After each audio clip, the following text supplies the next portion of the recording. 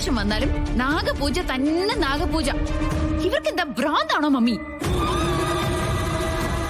നമ്മള് വിഷു ആഘോഷിച്ചിട്ടില്ലേ? വിഷുവിന്റെ ചടങ്ങുകളില് നാഗപൂജ ഉള്ളത് എവിടെയാ?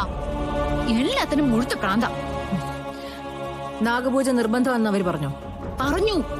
ഞാൻ ആ പൂജയ്ക്ക് ചെന്നിരുന്നാല് എന്ത് സംഭവിക്കാന്ന് മമ്മിക്ക് അറിയില്ലേ? അവസാനം മമ്മി നോക്കിക്കോ, അവരെല്ലാവരും കൂടെ ഏതെങ്കിലും ഒരു നാഗത്തിനെ കൊണ്ട് എന്നെ കൊല്ലിക്കും. ഇനിയൊരു നാഗപൂജയ്ക്ക് മോള് നിൽക്കുന്ന അപകടമാണ്. നിൽക്കാതെ എങ്ങനെയാ?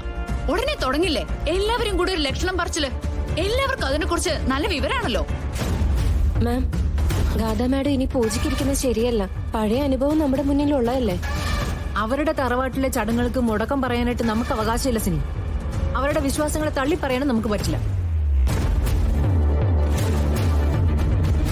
ഞാൻ നോക്കിയിട്ട് ഒരു മാർഗ്ഗേ ഉള്ളൂ. കാല് പിടിച്ചിട്ടാണെങ്കിലും ഈ ഒരു ചടങ്ങിനും കൂടെ കൃഷ്ണയെ. അയ്യോ വേണ്ട, അതിനേക്കാളും നല്ലതേ എന്നെ പാമ്പ് കൊത്തി കൊന്നോട്ടെ. എന്റെ നവീൻ അവളെ ചേർത്ത് പിടിച്ച് ഉമ്മ വെക്കുന്നതേ പല തവണ ഞാൻ കണ്ടതാ. അവളെ ഇനിയും വിളിച്ചുകൊണ്ട് വന്നിട്ട് നിർത്തി കൊടുക്കണോ ഞാൻ നവീന്റെ മുന്നില്?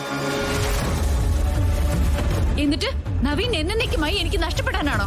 മോളെ മമ്മി, ഇനി നവീന്റെ മുന്നിലോ എന്റെ മുന്നിലോ എന്തെങ്കിലും കാര്യം പറഞ്ഞിട്ട് അവൾ വന്നിട്ടുണ്ടെങ്കിലേ അവളെ ഞാൻ കൊല്ലും.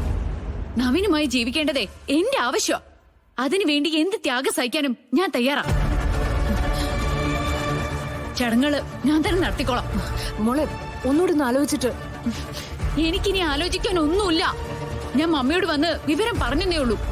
മമ്മി ഒരു കാരണവശാലും ഇനി അവളെ വിളിക്കരുത്, കേട്ടല്ലോ? ഞാൻ ഇറങ്ങാം.